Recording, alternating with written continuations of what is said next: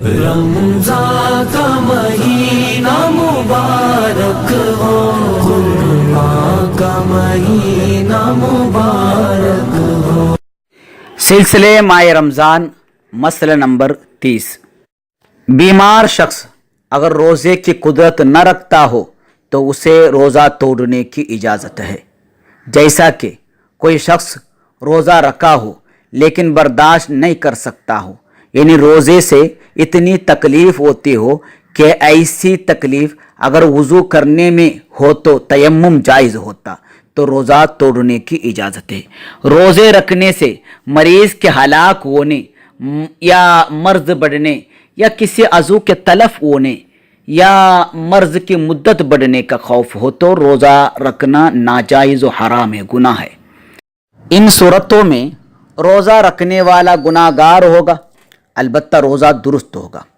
اگر فجر صادق کے وقت مرض تھا تو روزے کی نیت نہیں کی جائے، اگر فجر صادق کے وقت مرض نہیں تھا تو روزے کی نیت کی جائے، اور جب دن میں مرض لاحق ہو تو روزہ توڑا جائے۔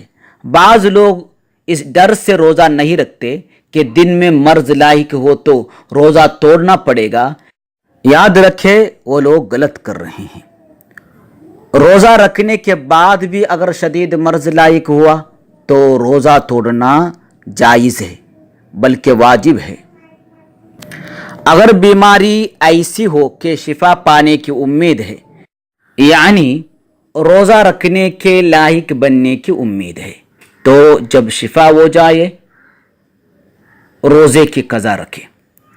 اس صورت میں کفارہ اور فدیہ دینے کی کوئی ضرورت نہیں، لیکن اگر شفا ہونے کی امید نہ ہو تو ایک روزے کے بدلے 800 ملی لیٹر اناج فقراء میں دینا ہوگا۔ اگر کسی نے فدیہ دینے کے بعد اللہ کے خاص کرم سے شفا پا لیا تو روزے کی قضا کرنے کی کوئی ضرورت نہیں، اس لیے اس پر روزہ فرض نہیں تھا، فدیہ فرض تھا۔ یاد رہے کہ 800 ملی لیٹر اناج تقریباً 650 گرام اناج ہے، احتیاطاً 700 گرام اناج دے دے، اور جہاں اناج دینا ہے وہاں اناج کی قیمت دینا کافی نہیں، یعنی فدیہ ادا نہیں ہوگا۔ فدیہ درست ہونے کے لیے اناج ہی دینا ہوگا۔